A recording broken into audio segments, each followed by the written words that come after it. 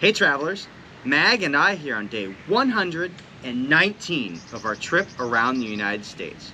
We are coming up to the end of our time in Iowa now. We are in our last 2 days and we're beginning to pick up miles again. Today we have 210 miles to cover. We're starting off this morning at the Maquoketa Veterans Memorial, and from here we're going to be pushing our way east across the state until we hit Illinois. Now since we're near the southeast corner of the state, we're going to do what we do with a lot of states, and we're going to use this as an opportunity to get a little bit of corner of the other state as well. So when we get to the corner of Iowa, we're going to cut into Illinois, and we're going to do counties and pages on both sides of the state line there. Once we finish up in Illinois, we're going to hook back around and start making our way west back into the state again. We have one big goal on the agenda today, and that's a webcam. Those webcams are few and far between, which make them really interesting targets to try and figure out how to make sure we get the photo and get them logged on the geocaching website.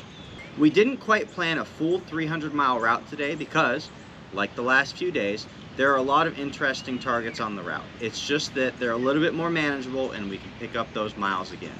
It was raining on us all night last night, but by the time we were ready to get up and start the day, the rain had stopped, and I have high hopes that it will not start again until we're ready to call it a day.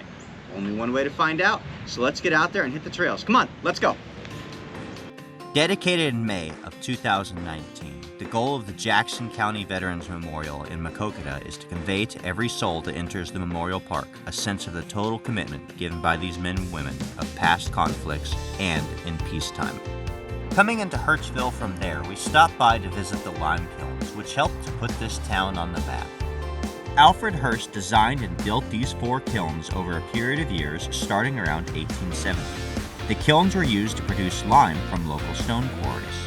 That lime was used in building foundations, plasterworks, and finishing coats. During peak operations, these kilns were capable of producing 8,000 barrels of lime per day.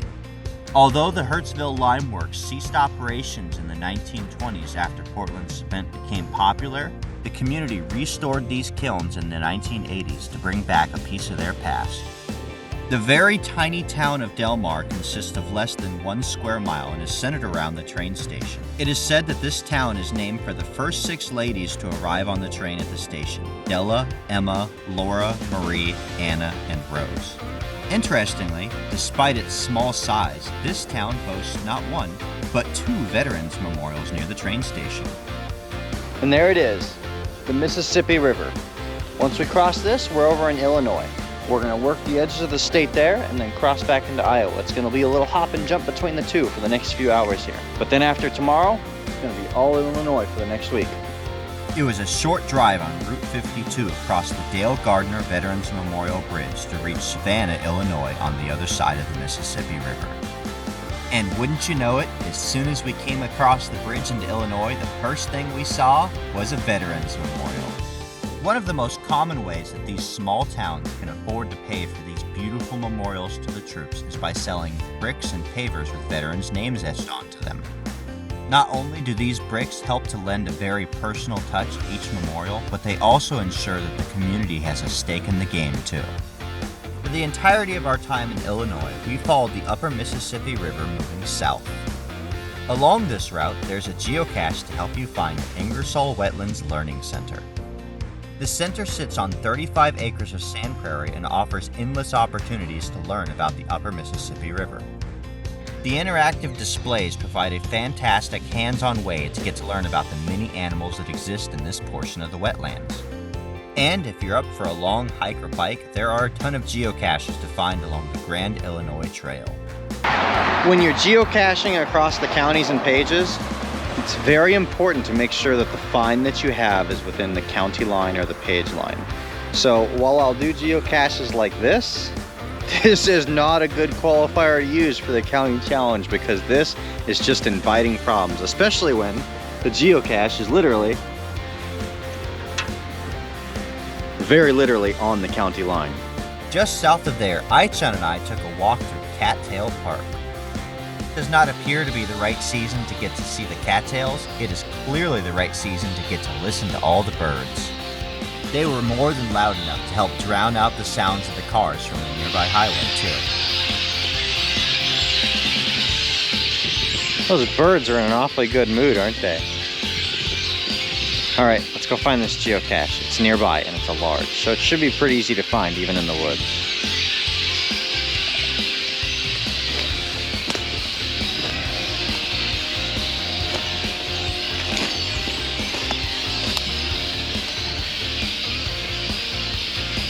See what? You have this big old thing out here. And there's our geocache. That was not quite enough time to satisfy the dog's needs though, so we got into Fulton, took a quick look at the nearby Veterans Memorial, and then hit the trail right behind it once again.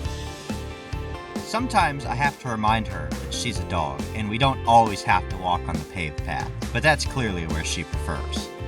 And she let me know that by sitting down on that pavement while I walked into the woods to find another geocache nearby. Usually the log is in the geocache, but sometimes the geocache is in the log. And back across we go to Iowa once again. Ah, the city of Davenport, our final destination for the day, with a booming population of over 100,000 people. This city is widely considered to be the economic engine of the Quad Cities area and is home to several successful Fortune 500 companies. It is also home to lots of interesting statues, artworks, and geocaches, which are what kept us in the area for the rest of the day. There are actually murals hidden all over the city.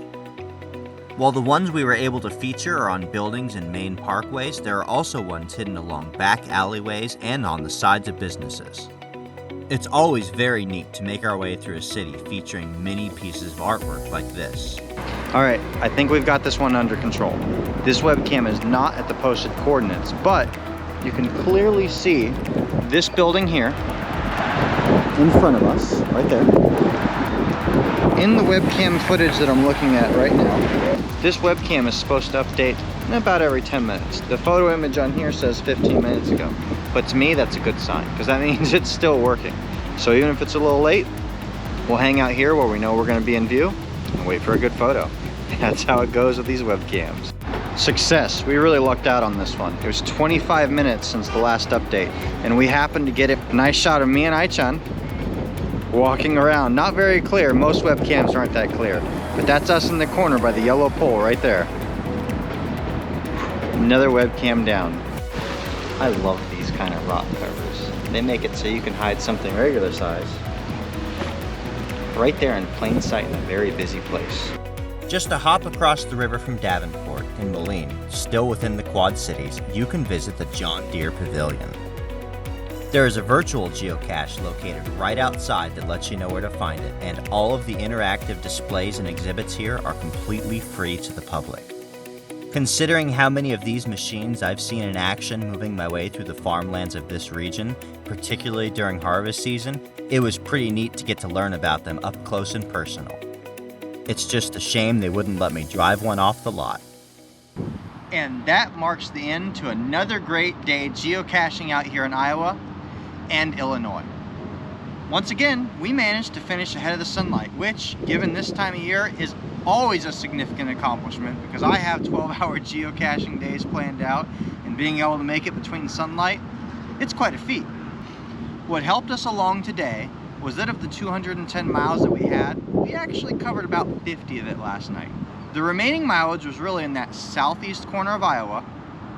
We continuously crossed the Mississippi into Illinois, grab a county on the page, cross back across into Iowa, grab a county and a page, cross the Mississippi again into Illinois, grab a county and a page, and cross back again.